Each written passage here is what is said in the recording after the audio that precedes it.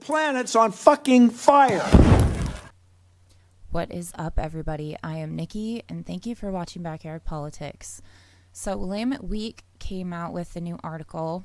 It says, Portland police remove an officer accused of violence from the streets, but won't identify him. Why not? Perhaps because arbitrators have repeatedly overturned city discipline of police officers, including high-profile terminations. Oops. A Portland police officer under investigation for striking a black homeowner and shoving 3 other people at protests has been removed from street duty after Willamette Week raised questions about his actions. The officer has so far been identified only by the number on his riot helmet, 67. In the past month, WW has reported 4 separate incidents in which Officer 67 allegedly used excessive force.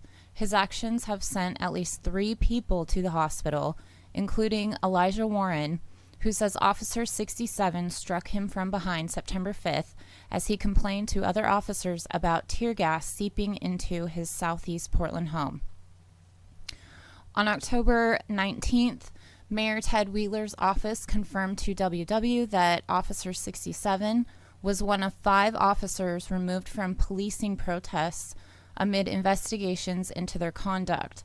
The removal of the 5 officers from street duty was announced October 16th as part of a modest slate of reforms, including requiring officers to display a 3-digit number on their helmets and uniforms. So, quick question here.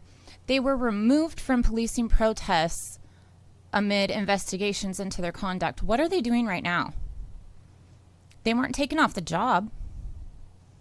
What are they doing right now? What are they in charge of right now?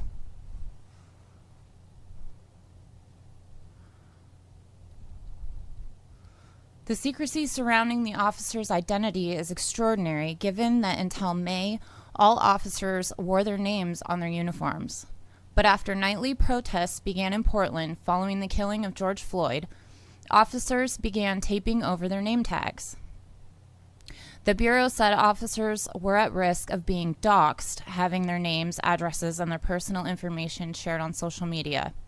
The safety rationale for not displaying officers' names on their uniforms now extends to not revealing their names in almost any unflattering context. Go figure. The city won't release the names of officers under investigation or cops who have been taken off street duty. Last Sunday, city officials released officer pay data to the Oregonian and withheld the names of hundreds of officers. So how are we supposed to know, like, who to look out for, who to ask to be taken off the force, etc., right? So let me see here. It says, and I'll link to this in the description box below. The city's consistent refusal to release the name of the officer wearing helmet 67 comes even as he has for weeks been identified on social media by leftist activists without incident. So who is this guy?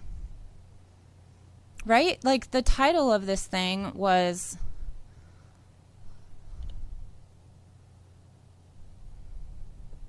Portland police remove an officer accused of violence from the streets but won't identify him. So if you're saying now that he has for weeks been identified on social media by leftist activists without incident, what's his fucking name? Why wouldn't you put that in there? He was removed from street duty following 2 stories by WW in the past month. So you had the balls enough to call this helmet 67 out, but not the balls enough to publish his name? Like, what is the purpose of this?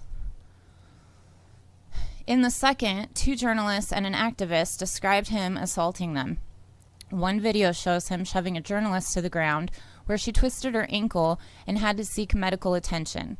In another, he yanks a black woman's arm, then throws her to the concrete at a protest downtown. One woman says he knocked her down on 2 separate occasions. In conversations with Chief Chuck Lovell, Wheeler says he's encouraged the Bureau to take seriously the public's desire for greater transparency. Yeah, okay, sure. He's also the head of all this shit. This is absolutely insane. The only reason they're even reporting about it is because there were at least 2 instances that got enough traction on social media that made them have to talk about it.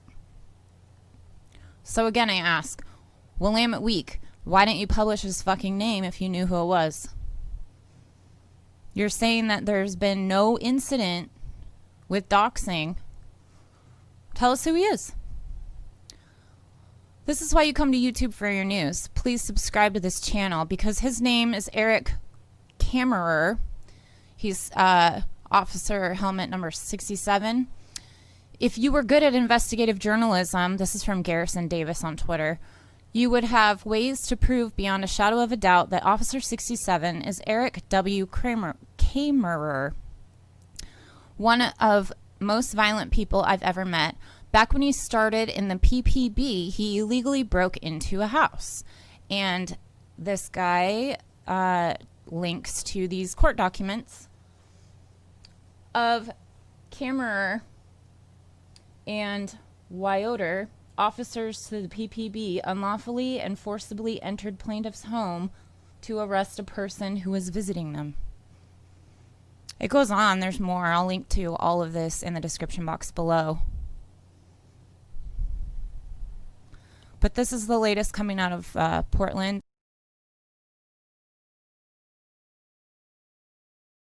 Understanding instructions to the north, to the west. Do you understand? Fuck up. Is there anything you don't understand? Hey! What's up your ass? Are you fucking kidding me? Chick, you tell us. Piece of shit. Hey, get out of here. Watch it. Go! Go!